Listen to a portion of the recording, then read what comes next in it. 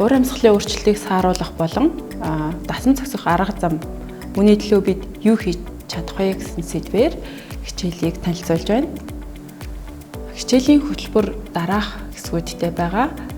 Судагдах нь бол үндсэн судагдах нь газар зүй, бусад нийгмийн ухааны болон хичээлүүдтэй интеграцжилж болно. 40 минут үргэлжлэхээр 9-ээс 16 насны хүүхдүүдэд зориулсан хөтөлбөр байгаа. Хичээлийн гол үндсэн үр дүн бол уур амьсгалын өөрчлөлтөд дасан зохицох болон сааруулах чиглэлээр дэлхийн нийтээрээ олон төрлийн арга хэмжээ авч хэрэгжүүлж байгаа юм байна гэдгийг ойлгоод сурагч үүнээс нэгийг сонгож би ойрын хүрээндээ буюу сургууль дээрээ, анги дээрээ өөрийнхөө гэр орчимд гэртээ хэрэгжүүлж болох нэг тийм дадал болгох арга хэмжээг сонгож чаддаг болохоо гэсэн үндсэн зорилготой байгаа. Энэ хичээлийг дагалдаад ажлын хуудас болон мультимедиа их сурвалжууд өгдөн уур амьсгалын өөрчлөлтийг сааруулах дасан зохицох талаар дэлхийн нийт ямар арга хэмжээ авч байгаа юм бэ гэсэн жишээнүүд байгаа. Жишээнүүдийн дээрх газрын зурагтай мультимедиа холбоосоор болон эдгээрийг орчуулж хүргэсэн байгаа. Ажлын хуудас буюу жижиг баримтууд гэж хэлж болох юм эндээс харж байна. Хичээлийг эхлүүлэх буюу үндсэн хэсэг рүүгээ шилжээ.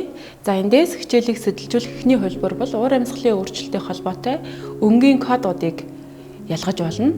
Энэ нь доктортой хөгжлийн зорилго дээр уур амьсгалын өөрчлөлтийг ногоон өнгөөр кодлсон гэсэн байдаг. Энэ талаар ер нь эдгээр зорилгын талаар мэдээлэлтэй байгаа эсхийг мэдээж тандаж эхлүүлж болох юм.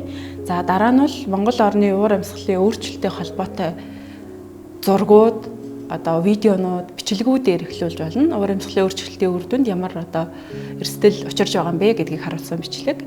За бусад өөр нэг хөлбөр нь бол энд өгөгдсөн байгаа. Харьцуулсан зураг байгаа. Өөрөөр хэлбэл газар зүйн зураг дээр Монгол орны уур амьсгалд ямар өөрчлөлт гарч байгаа юм бэ гэдгийг харьцуулсан байдлаар эдгээр хичээлийг эхлүүлэх хөлбөрүүдийг санал болгож байна. За үндсэн хичээлийн алхмын хувьд эхлээд сурагчид уур амьсгалын өөрчлөлтийг сааруулах, дасан зохицох арга замыг өөрийн хамгийн ойрын хүрээндээ тодорхойлох юм. Энэ хүрээнээс халилгүйгээр гэртээ, ангидаа эсвэл сургуульдаа бид юу хийж чадах вэ? Уур амьсгалын өөрчлөлтөнд дасан зохицох, сааруулах зүйл юу байгаа вэ гэдгээ бодож эхэлнэ. За үүний дараа тухайн бодсон арга замаа дэвтэртээ ажлын хуудсанда тэмдэглэх байдлаар хичээлийн төлөвлөлтөнд заасан байгаа. Дараагийн алхам дээр эдгээр арга замаа бусдадаа хуваалцсан баг дотроо ажиллах гэдгийг нэгээр бол тайлбарлаж өгсөн байгаа. Багаараа буюу тухайн гаргаж ирсэн байгаа арга замуудаа хуваалцаж, ярилцаж бас тодорхой байдлаар ижил төстэй байдлаар нь ангилах гэсэн хоёр дахь алхам байна. Хичээлийн дараагийн буюу 3-4 дугаар алхамд тухайн сурагчид гаргаж ирсэн алхмууд буюу арга замууд буюу цахилгааны хэрэглээгээ багасгая. Эсвэл агаарын температур халаад байгаа учраас агаар жуулагч ашиглаад дасан зохицё гэж гаргаж ирсэн байж болох юм. За түүнийхээ хамаарал шалтгааныг олно гэсэн үг. За саяны жишээлэн өгснөөр уур амьсгал дулаараад уур амьсгалын өөрчлөлтийн улмаас агаарын температур өсч халуун болоод байгаа бол бид нар үнийг агаар жуулагчаар шийдэж болох юм. Гэхдээ энэ дасан зохицох алхам юм болов эсвэл сааруулах алхам уу гэдгийг бас бодох хэрэгтэй гэсэн үг. Агаар жуулагч ашиглан сэрүүцэж болж байгаа боловч санаа эрчим хүчийг ашиглаж байгаа учраас энэ бол бас уур амьсгалын өөрчлөлтөнд дам нөлөөлж болох юм аа гэдэг юм уу. Ийм санаануудыг зурагчдаар гаргуулах байгаа. За үүнийгээ багаас гаргасан санаагаа хамт олон дундаа танилцуулах. Энэ алхам байна. Ингээд ангиллийнхаа гол шалтгаануудыг тодруулнаа.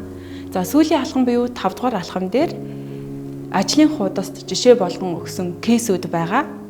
Баримтууд байгаа гэсэн үг. Эдгээр баримтууд эсвэл мультимедиа их сурвалжийг ашиглаад сааруулах арга зам юм уу, дасан зохицох арга зам юм уу гэдэг дээр ангилж үзсэн эдгээр баримтуудтай сайтар танилцаж ямар жишээг гаргаж ирсэн байгаа юм бэ гэдгийг харж байна.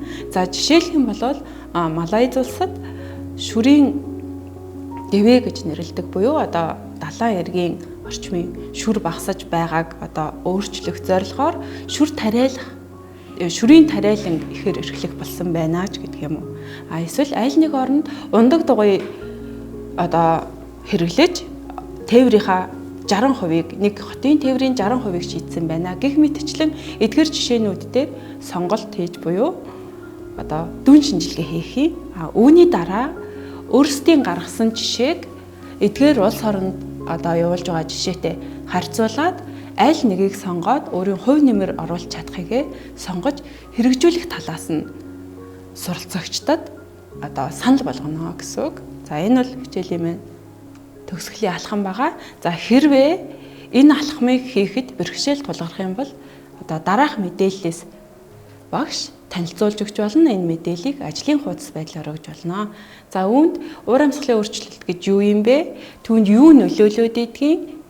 Ямар үр нөлөө гардгийг буюу үр дүн гардгийг гэдгийг мэдээлэлээр өгөөд дасан зохицох одоо арга хэмжээ буюу арга зам бол уур амьсгалын өөрчлөлтөөс гарах үр нөлөөг багасгадаг юм байна. Сааруулах нь бол уур амьсгалын өөрчлөлтөд нөлөөлж байгаа хүчин зүйл рүү чиглэдэг юм байна гэсэн дүгнэлтийг гаргаад болж өгвөл энэ дүгнэлтийг сурагчдаараа гаргаад ингээ юу хийж чадах вэ гэсэн хичээлийн эхлэл асуултаараа одоо эдгээр гаргасан дүгнэлтүүдийн зангидаж буюу одоо нэгтгэж өгөөд хичээл дуусгаар байгаа. Дараах аргыг санал болгож байна. За эхний хувьд бол хичээлийн явцыг хөлөхөд бод хамтар хуваалц гэсэн аргыг санал болгож байгаа. Хүүхэд өөрөө арга замаа бодоод багтаа хуваалцаад багтаагаа хамтраад ангийнхандаа танилцуулна.